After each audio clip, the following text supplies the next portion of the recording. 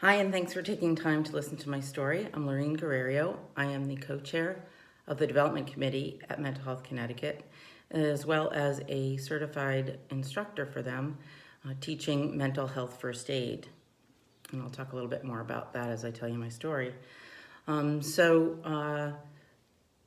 calling it my story a nervous breakthrough. At 28, I had a big mental health challenge, and it landed me in Harvard Hospital on the psychiatric floor. And I spent 6 weeks there. The most difficult 6 weeks probably of my life. And at that time, everyone, the public, my family, my friends, would call it a nervous breakdown. And I really don't like that term. In taking a mental first aid class, you'll learn a little bit more about that and how important it is to stop the stigma with our language, which is part of the reason why I wanted to tell my story. So what the F, does the term nervous breakdown mean? I really didn't even know where it came from. So I kind of Googled it, and this story will be posted and you can check it out. But some of the things that I thought were interesting there were that it was originally not even associated with depression or anxiety. And the crux of it really was a euphemism back around World War I for any mental disorder or psychoses that would land you into a hospitalization. Mayo Clinic kind of talked a little bit about that. It's not a medical term. So it's not a medical term. You wouldn't hear healthcare professionals using that term, right? It's not in the DSM. So really, what some people I think use that term to define is that it indicates an underlying mental health problem that needs attention. And it could be depression or anxiety, two of them. And that's my situation. I battled depression and anxiety. But the bottom line is that that's an old term, and I would love people to stop using that and other terms that hold us back from ending the stigma and helping people get the help that they need around mental health conditions. So, as I said, words matter, getting help matters, you matter, and your mental health matters. So, especially now with this pandemic, I want people to know that it's okay to reach out. It's okay to take meds. And I'm here. You can text me, call me, Facebook me, whatever. But reach out to someone that you trust, that you care about. Or you can use Mental Health Connecticut's site. Noted in my blog article, there'll be a link to lots of different numbers to help you. But mental and physical health are not separate, right? They're totally connected. And one of the things that I like to use is that, just like cancer and diabetes and any other physical health issue, they have signs and symptoms. And so do mental health conditions. And in both cases, it's important to get early help before it gets to the point where it's much tougher to treat. So when I decided to tell my story, I called it a nervous breakthrough because that's one of my best friends called it. And that's how I look at it. It was a breakthrough, as devastating as it was to me and my family. But here's the nutshell version. I was in psychotherapy, and I was working through some issues around childhood trauma that were associated with my dad's mental illness. At 38, he was diagnosed with bipolar disorder and schizophrenia, and it was devastating for him and for my family, traumatic, to say the least. And with bipolar disorder, it's, a lot of times people use very derogatory terms, but it's an illness, right? And with the right medication, you can, survive and thrive. And my dad finally got on the right meds, but it was a struggle, and it was a struggle for my family. He was in and out of the hospital, and uncommonly, he also had violent streaks, and would threaten us and my mom, and there were no cell phones. He would rip the phone off the wall, and we would have to run to the neighbors and call the police. And luckily, the police at that time, got to know my dad, and especially the chief, who we are grateful for, would take time and really talk with my dad and get him to where he needed to be, which was in the hospital. So we're grateful for that. So on to a little bit more about my story. So I was in therapy with a therapist who I found and built a good relationship with. It was individual therapy, and unfortunately, he decided to stop doing individual therapy in the midst of our work, and I was really making progress, and I was pretty devastated when he told me that he was going to now work with his wife at home doing group therapy, and he invited me to join, and I don't think I really listened to my gut. I think I just didn't want to go through the whole process of trying to find a new therapist, and I did go and do the group with them. And it wasn't what I needed. Group therapy wasn't what I needed. I was the oldest in my family, and there were other folks there that were struggling with some very difficult things, and I think I took a lot of that on, and it was detrimental to my personal work, unfortunately. And so my symptoms of depression were exacerbated, and so that there's lots of different symptoms of depression, and you don't necessarily have to have all of them, and it's not always severe. So you need to pay attention to your body and what's right for you, and if something changes, realize it, and realize that it's okay to reach out. And what was happening to me was I really didn't have an appetite. I had not been sleeping for quite a long time, or very little sleep. I had some weight loss. Those were kind of the physical symptoms. And then in terms of behavior, I would cry more than usual.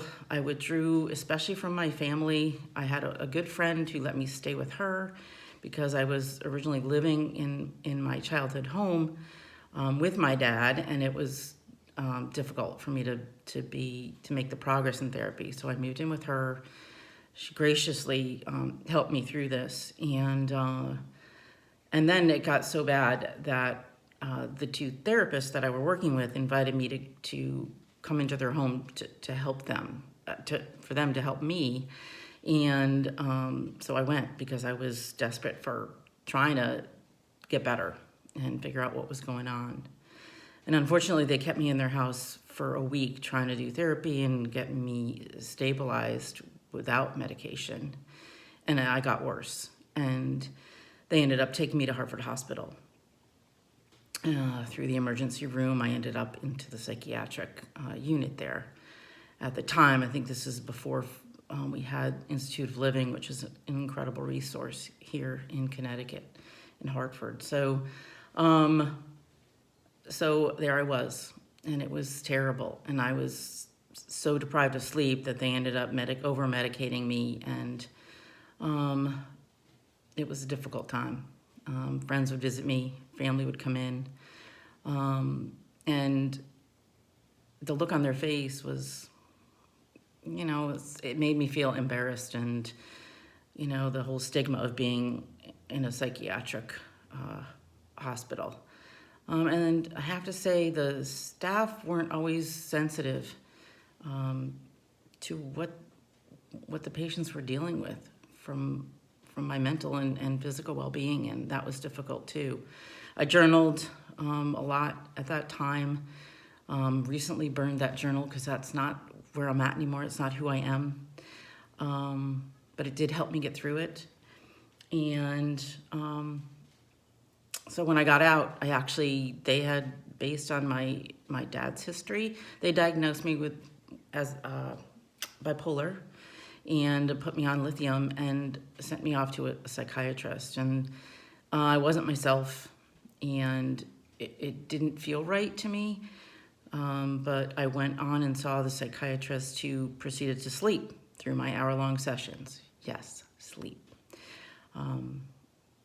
And finally, after a year of not feeling much better on the medication and almost feeling worse, I sought out a new psychologist to get back into psychotherapy and to get a second opinion to see what she thought of my depression and if bipolar is the correct diagnosis, and if the meds were the right ones. And thankfully, she referred me to a new psychiatrist who she trusted, and I became to trust as well, and got onto the right medication for my depression, which she didn't feel was bipolar disorder.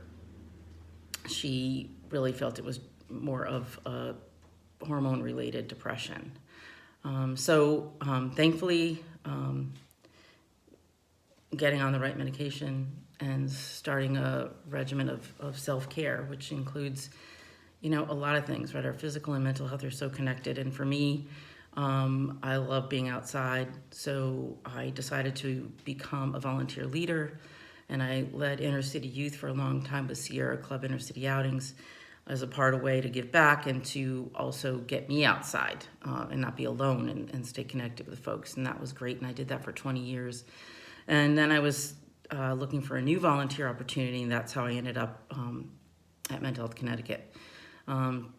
Because of my battle, my dad's battle, and so many people out there, especially now, that are battling depression and anxiety, it's important to stop the stigma. There's nothing wrong with taking medication. There's nothing wrong with seeing a therapist. To me, I think it's a strength, not a weakness. And I'm hoping that we can stop that stigma and,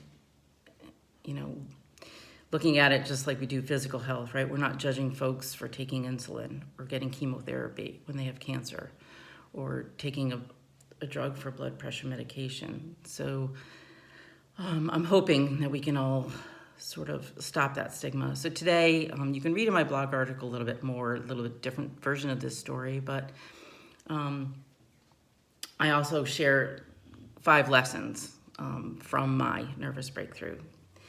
So take a look there, and you can read through those. Essentially, it's trusting yourself and building a team of healthcare professionals that can be there for you when you need them and guide you to what you need, whether it's medication or whatever. It's okay. It's okay to reach out, but you need to take control of that and be an advocate and know your body.